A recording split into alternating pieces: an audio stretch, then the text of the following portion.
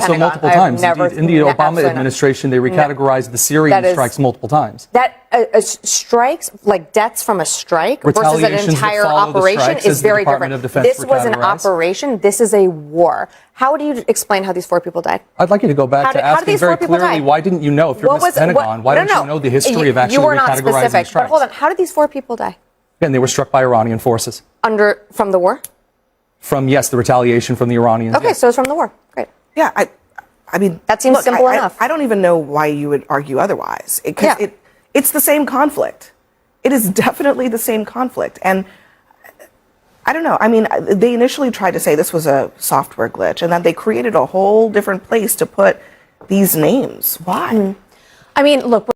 Wait until you see how fast this conversation goes off the rails. One simple question about the Trump administration's handling of casualties during the Iran conflict turns into an attempt to change the subject completely. But Abby Phillip isn't having it. Every time the discussion starts drifting away from the facts, she pulls it right back and demands a direct answer. It's one of those exchanges where the tension just keeps building. Before we dive into the full story, comment where you're watching from, and don't forget to like and subscribe so you don't miss the next one. Stick around until the end, because I'll break down why this debate became far more revealing than it first appeared. Tonight, as Donald Trump and his aides assess their remaining military options in Iran, the Pentagon is facing scrutiny over a depleted munitions stockpile and a lack of transparency over the human cost of this conflict. After nearly 2 weeks of U.S. strikes in Iran, Donald Trump announced a temporary pause today. He says at the request of the Iranian regime to allow for negotiations. Iran says no such talks are happening. And despite the pause, Saudi Arabia says it intercepted several drones launched from Iranian-backed militias in Iraq. Now, over the weekend, the Pentagon quietly updated its war casualty database, recording more than 140 additional wounded and restoring the 4 soldiers killed due to the Iranian strikes after they effectively disappeared from the website. Now, after facing scrutiny over why the number of killed and wounded somehow dropped as the Iranian attacks escalated, officials blamed a data disruption. They denied that there was any intentional effort to mask the war's toll. But instead of listing the casualties under Operation Epic Fury, the database now features a new tracking category for killed and wounded troops starting on July 7th. That's a date that coincides with when Trump claimed a new conflict with Iran began in a war powers notification that was sent to Congress. I think this is important for several reasons. I think there's some practical issues here for the troops who are affected, especially the ones who are wounded. But the idea that that they can recategorize these deaths and casualties under a different conflict, even though we all know that this is part of the same conflict, that seems to be an attempt to obscure what is happening. It is. When I was at the Pentagon, and we did unfortunately lose service members, we were very clear about where they were killed in action and the reason. And this idea that you're going to recategorize their deaths so it fits your political narrative that this war did not take a toll on 18 lives and over 600 wounded is gross. And it is, I think, deeply offensive to the families. I mean, people that I've spoken to at the Pentagon, this is not something that they have ever seen ever happen, a recategorization of how you would determine someone killed in action. And so, for the families of these 4 men and women who were just lost, it's devastating because when we have, the conversation of why they were lost because of this war. They were lost because Iran launched Iranian drones and ballistic missiles at installations where our service members are. And that is the reason. It's the whole gimmick of saying, oh, okay, we've reached the threshold at which we don't have to notify Congress. So let's just pretend like we're going to start a new conflict.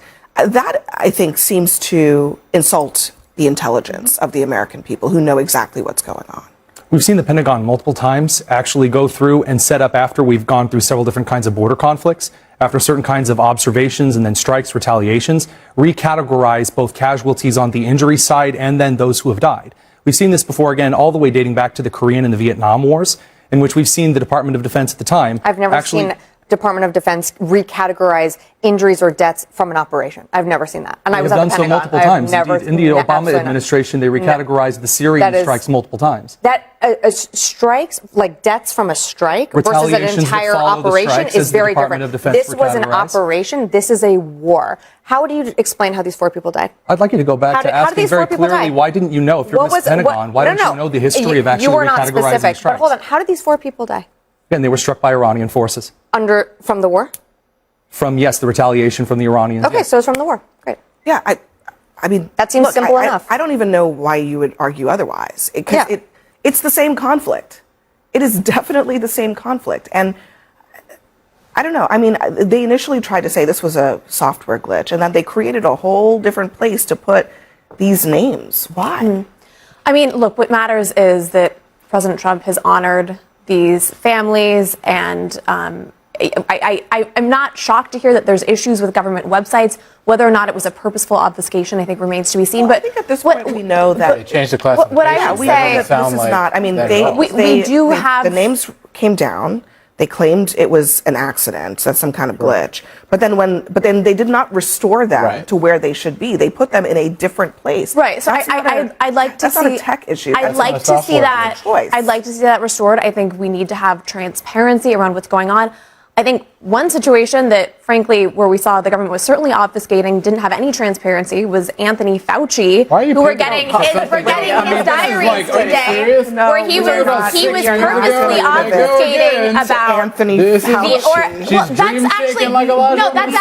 That's actually something where we know he was purposely obfuscating. Lydia, we're sitting here talking about Americans who were killed in theater, okay, as a result of a war. We are not going to pivot to Anthony Fauci's diaries. That's a different conversation. You're saying that this is a different purposeful obfuscation. We don't know that it was a purposeful obfuscation. That we learned this weekend, It was. Isaiah. The other thing we learned this weekend is that the president has been warned by his own Defense Department, by his own vice president, that we are running low on munitions stockpiles. I'm going to play. This is Mike Walls, the ambassador to the United Nations, who was asked about this, and just listen carefully to how he explains whether this is true or not.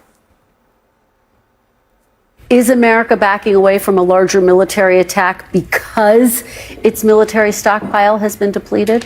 Well, look, we have to take a step back here in that a lot of stockpiles were depleted, not only from what we gave Ukraine over the last however many years, 4 or 5 years, and the administration inherited, the Secretary Hegseth inherited a depleted situation. But you acknowledge they're depleted? I want to be clear. Do you acknowledge they're depleted, though, at this moment? I want to be crystal clear. The U.S. military, and I've verified this every which way, has everything that it needs to conduct this campaign as effectively as it needs to be.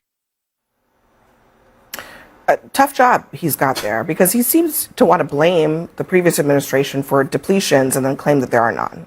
I mean, it's just the standard playbook for them. It's just Biden derangement syndrome. It's really all they have at this point, because ultimately we understand that what was given to Ukraine was primarily for ground warfare. When it comes to this situation, I mean, he just said a couple weeks ago that the military had everything they needed to continue and to carry out these strikes. That's what he said.